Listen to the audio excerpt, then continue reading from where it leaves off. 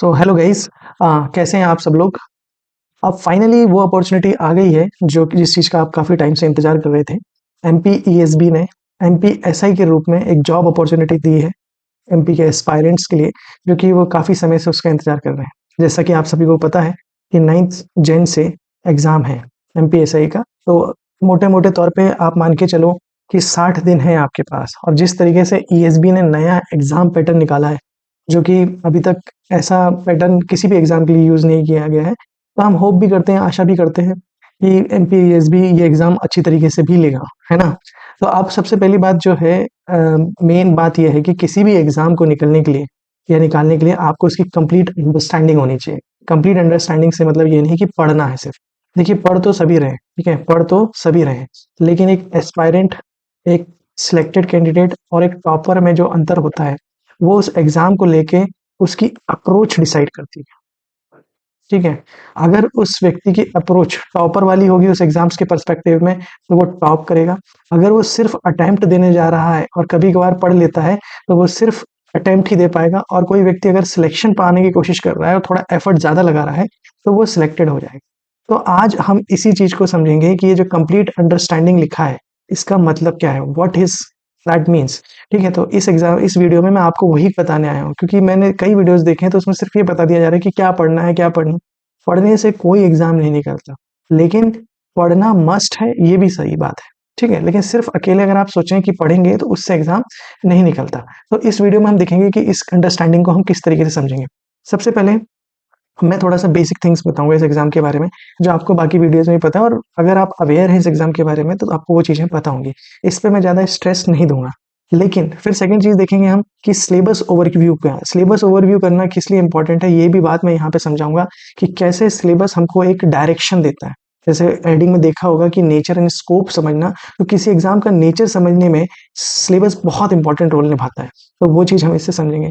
Third, हम देखेंगे कि जो पुरानी कन्वेंशनल अप्रोचेस जो अपन अप्लाई करते हैं वनडे एग्जाम्स के लिए या स्टेट पीसीएस एग्जाम्स के लिए, वो क्यों यहाँ पे कारगर नहीं है विद इन द टाइम, जो टाइम आपके पास है अराउंड 60 डेज का उसमें। एंड फाइनली फिर क्या करें, कैसी रणनीति अपनाएं, क्या अप्रोच सही होगी। देखिए, जो अप्रोच आपको सबसे ज़्यादा बेनिफिट करे, वैसी अप्रोच कुछ हम बताएंगे कि किस तरीके से आप उस चीज़ को सॉल्व कर सकते हैं। इससे क्या होगा कि आप कम से कम रेस में तो होंगे एग्जाम के, आप श्योर शॉट सिलेक्शन की तरफ बढ़ेंगे कि हाँ भाई, और अगर आपने सही तरीके से इस चीज को अपनाया, तो ये भी गारंटी है कि आपका सिलेक्शन फिक्स्ड है कि हो ही क्योंकि बाकियों से, क्योंकि ये क्या है, एक रिलेटिव पोजीशन की बात है कि दूसरों से आप कितना अच्छा कर रहे हो। ये नहीं कि आप टॉप मार रहे हो, दूसरों से आप कितना अच्छा कर रहे हो। जितना आप अच्छा करोगे दूसरों से, उतना ही ज्यादा आपके सिलेक्शन के चांसेस बढ़ेंगे। तो वही चीज हम यहाँ पे समझेंगे, ठीक है? तो चलिए आगे बढ़ते हैं।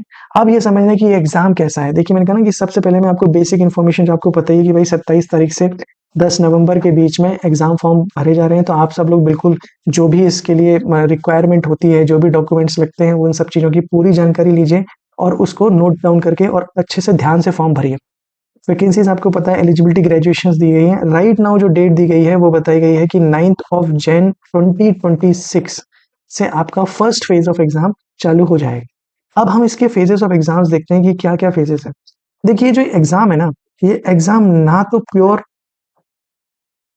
पीएससीज है, स्टेट पीएससीज, ठीक है, ना ही प्योर वनडे एग्जाम है, ठीक है। ये एक ट्रांजिशन का फेस है, एक ट्रांजिशन बोलते हैं कि ये ट्रांजिशन वाला फेस है।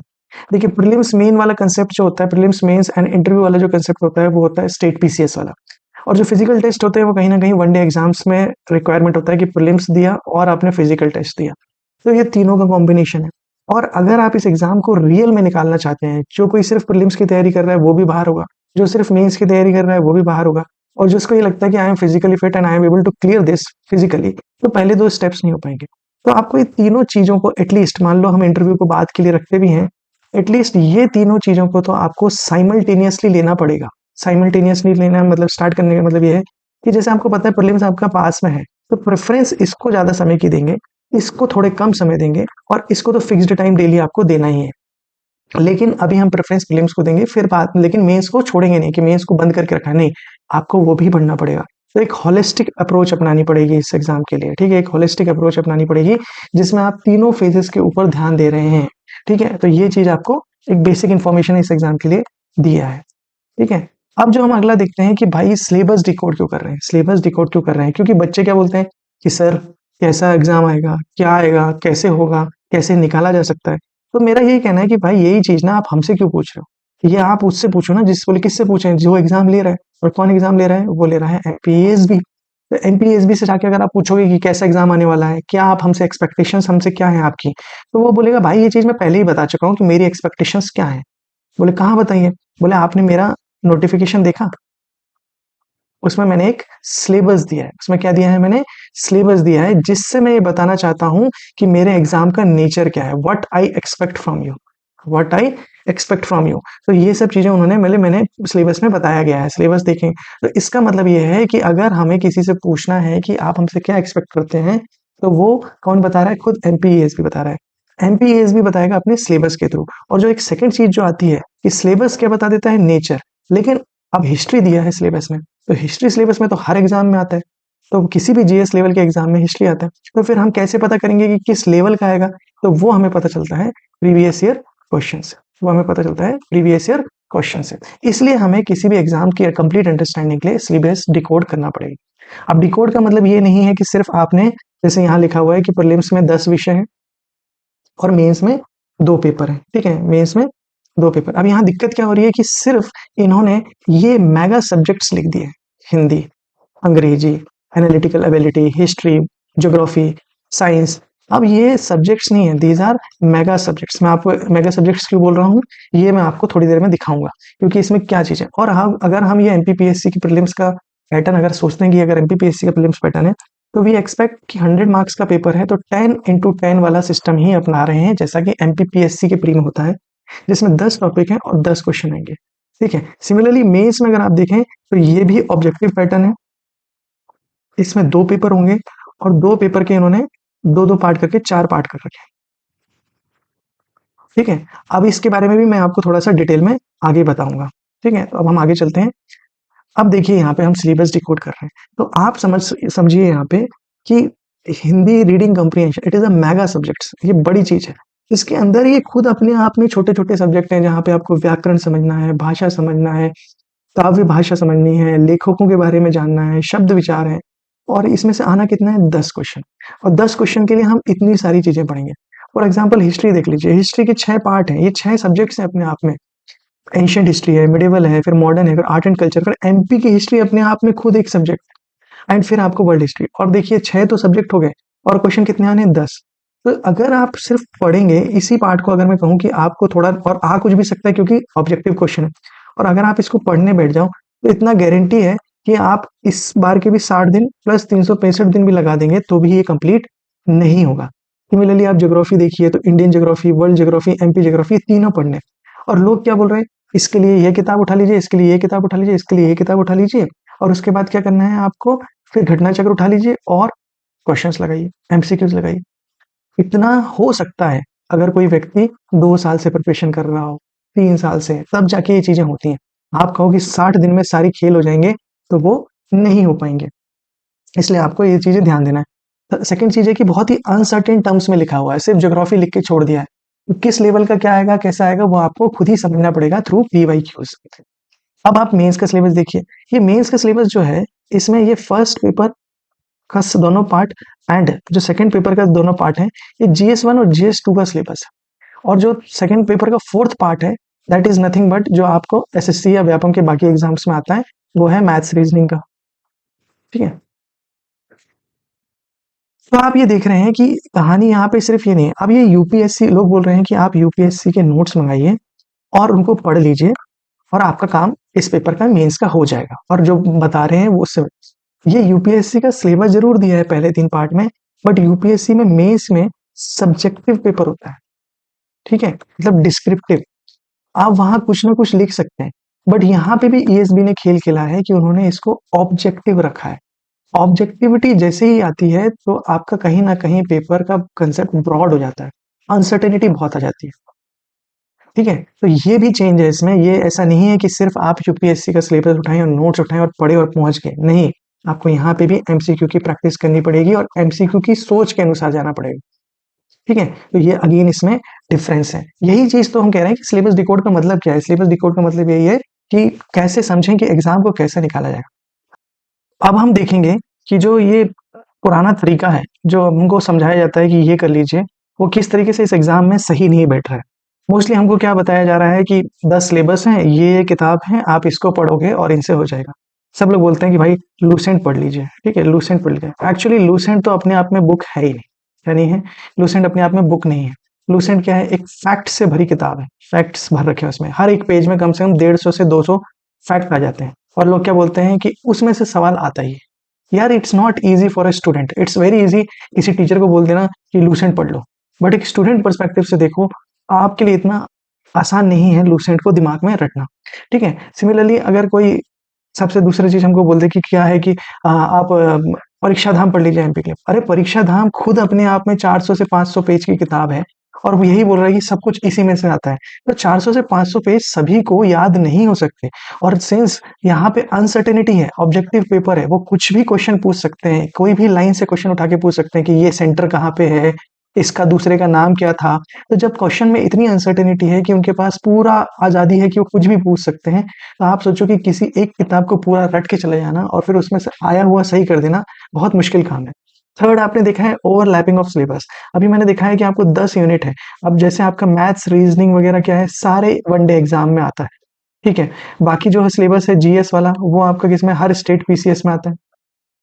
फिर इन एडिशन इंग्लिश वगैरह सब सिलेबस है, इंग्लिश एंड करंट अफेयर। फिर आपका मेंस का यूपीएससी का सिलेबस है। तो आप देख रहे होंगे कि यार एक तरीके से आपको जगत का जितना भी है सब कुछ पढ़ने को बोल दिया है, सब कुछ पढ़ो, ठीक है? तब जाके आप ये एग्जाम निकालोगे। तो ऐसे देखोगे तो फिर तो आप भगवान ही हुए ना, कि आपको सारा सिलेबस याद है, आपको सब कुछ पता है, तो आप फिर भगवान ही बचे, आप एक स्टूडेंट नहीं बचे। एस्पायरेंट से क्या सीधे क्या बन गए? भगवान बन गए, डायरेक्ट कन्वर्ट हो गए। फिर फोर्थ चीज है जो सबसे इंपॉर्टेंट चीज है, वो है एग्जाम में परफॉर्म करना। एग्जाम में परफॉर्म तभी होगा जब आप एमसीक्यूज लगाएंगे, जब आप एमसीक्यू की प्रैक्टिस करके जाएंगे। और एमसीक्यू की प्रैक्टिस कैसे करते हैं? देखिए सिस्टम बहुत सिंपल है।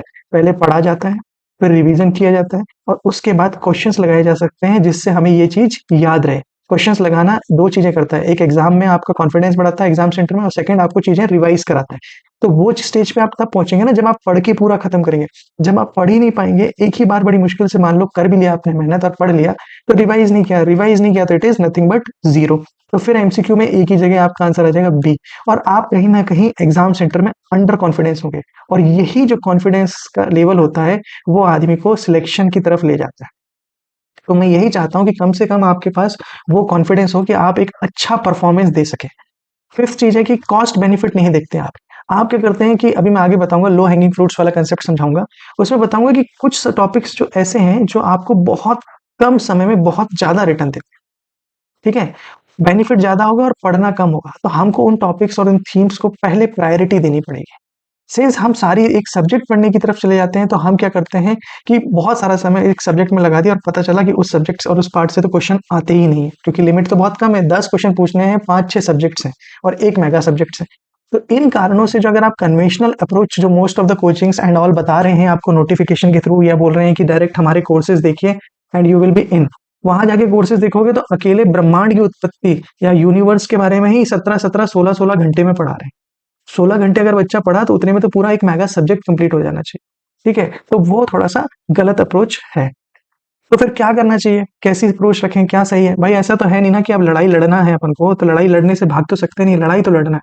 तो एटलीस्ट इतनी स्किल्स को लेके जाएं कि अच्छे से लड़ाई लड़ें, उस परफॉर्म करें, अच्छे से परफॉर्म करें। रिजल्ट अभी भी आपके हाथ में नहीं है, लेकिन आप रेस में तो आइए। You should be in the race. आप सिर्फ अटेम्प्ट करने के लिए जा रहे हैं, कुछ थोड़ा बहुत यहाँ का पढ़ के, थोड़ा पॉलिटी पढ़ के, थोड़ा हिंदी पढ़ के, संधि पढ़ ली किसी ने समाज पढ़ लिया, कोई पैरा जंबलिंग पढ़ के चला गया। तो ऐसे में आप रेस में नहीं है, आप सिर्फ अटेम्प्ट कर रहे हैं और मान के चलो कि थोड़े कुछ नंबर से अगर आप फ्री या वो रुक जाते हैं तो वो रुकना ही कहलाता है। Selection mean selection. ये कोई नहीं पूछता कि आपने कितनी प्रिपरेशन करी, कितनी मेहनत करी। अगर आपका सिलेक्शन नहीं हुआ तो सब जीरो है, और सिलेक्शन है किसी भी कारण से तो सब कुछ बढ़िया, एक नंबर, सब चीजें बढ़िया चल रही हैं, ठीक है? तो हमारी ऐसी अप्रोच होनी चाहिए जिससे हम एग्जाम निकालने के लेवल पे पहुंच जाए, ठीक है? और वो अप्रोच मैं अब आपको थोड़ा सा इसमें समझाऊंगा। देखिए इन अप्रोचों को मैंने थोड़ा डिटेल में भी समझाया है। For example, instead of reading subjects हम क्या पढ़ेंगे? Theme based. फिर मैं बताऊंगा लो हैंगिंग फ्रूट्स का कंसेप्ट क्या है, कैसे हम पीवाईक्यू से स्कोप को समझेंगे कि स्कोप कैसे पता चल जाता है। और फिर हमारा रूटीन सब्जेक्ट पढ़ने का नहीं होना चाहिए, थीम बेस्ड पढ़ने का होना चाहिए, जिसको आप ट्रैक भी कर पाएंगे कि भाई हम कहाँ तक पहुंचे हैं, कितनी चीजें हमारी कंप्लीट हुई, कितनी नहीं हुई है। तो आगे चलिए हम इसको डिटेल में समझते हैं। थीम बेस्ड पढ़ाई, देखिए मैं यही कह रहा हूँ कि अगर आप एक एक सब्जेक्ट की किताबें ही उठाएंगे, फॉर एग्जाम्पल आपने पॉलिटी ही उठा लिया, ठीक है, तो पॉलिटी के लिए सबसे पहले तो इंडियन लक्ष्मीकांत, फिर गवर्नेंस की भी लक्ष्मीकांत आती है, फिर आप कॉन्स्टिट्यूशन के लिए आपके पास अलग से बेयर एक्ट बुक है, ठीक है। और अगर ये सब छोड़ के आप सिर्फ फैक्ट पढ़ने चले जाएंगे तो आप लूसेंट में कम से कम 40 से 50 पेजेस के फैक्ट पढ़ेंगे, जो इतनी आसानी से आपको याद नहीं होंगे। तो और ये तो सिर्फ एक टॉपिक की बात हुई, ऐसे 10 टॉपिक है। तो instead of reading the subjects पढ़ने की जगह आप उन चीजों को पढ़ो, उन थीम्स को पढ़ो जो आपको बहुत ज्यादा रिटर्न दे, जो आपको बहुत ज्यादा रिटर्न दे, जिनको रिवाइज करना आसान होगा, ठीक है। जैसे फॉर एग्जाम्पल हमको पता है कि पूरे वैदिक काल के बाद मौर्य साम्राज्य, महाजनपद में भी मौर्य साम्राज्य से सबसे ज्यादा क्वेश्चन आते हैं, और मौर्य साम्राज्य में भी अशोका से सबसे ज्यादा क्वेश्चन आते हैं। तो इंस्टेड ऑफ रीडिंग मौर्य साम्राज्य, महाजनपद पीरियड, उनके सब कुछ याद करने के लिए सबसे पहले जो हमें काम करना है वो हमें अशोका पढ़ना है। और ये हमें कहाँ से पता चलता है? ये हमें PYQ से पता चलता है। तो हम सब्जेक्ट्स की जगह हम ऐसा काम करेंगे, जो कि मैं आपको नेक्स्ट वीडियो में बताऊंगा भी, कि 125 से 150 थीम निकालेंगे और उन थीम्स को समझेंगे, उन थीम्स को पढ़ेंगे, और ये थीम्स को 60 दिन में पढ़ना या 50 दिन में पढ़ना पॉसिबल भी है। उसका रिवीजन भी कर पाएंगे आप, और उसके MCQs की प्रैक्टिस भी कर पाएंगे। तो यही चीज हमको यहाँ पे फर्स्ट ऑफ ऑल करनी है, कि हमको वो थीम्स पहचाननी है जिसके पढ़ने से हमें फायदा होगा। Second, low hanging fruits concept है।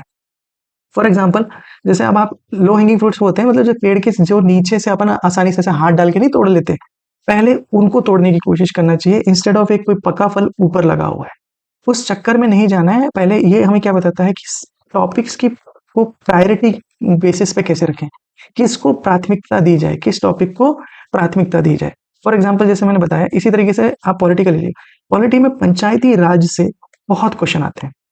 फिक्स्ड है कि एक या दो क्वेश्चन पंचायती राज से आएगा, उसमें भी आपका क्या होता है, कमिटीज पे आ जाता है, इलेक्शन कमीशन पे आ जाता है, स्टेट इलेक्शन कमीशन, उसके मेंबर्स पे आ जाता है, जो रहे हैं, कौन हेड रहा है, कौन फर्स्ट मेंबर रहा है, ये सब चीजें।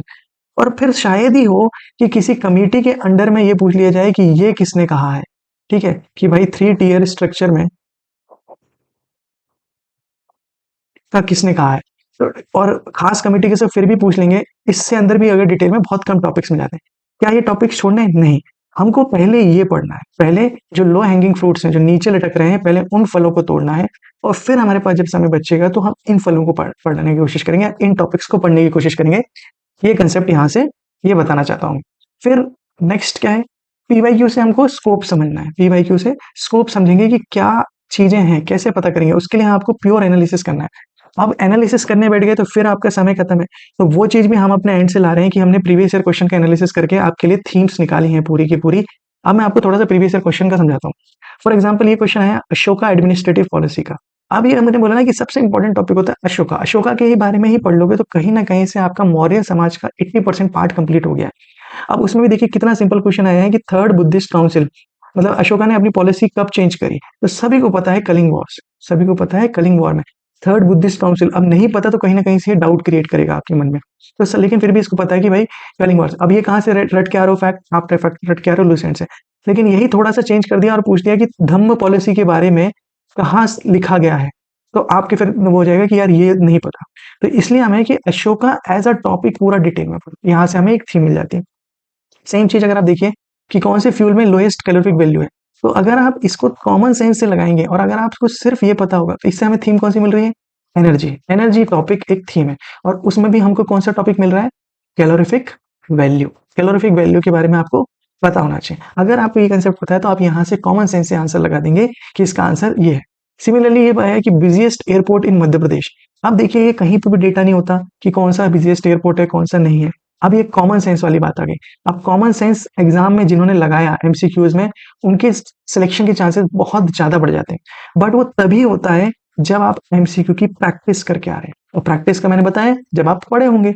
इस क्वेश्चन का आंसर कोई भी अपने कॉमन सेंस से लगाएगा तो देवी अहिल्या भाई, क्योंकि यही अपनी इकोनॉमिक सेंटर कौन है, MP का इंदौर, और जो इकोनॉमिक सेंटर होगा वहीं पे क्या होगा, बिजिएस्ट एयरपोर्ट। इसके लिए कहीं से पढ़ने की जरूरत नहीं है, ये कॉमन सेंस। लेकिन कॉमन सेंस कब लगेगा, जब आप MCQ की प्रैक्टिस करके आएंगे।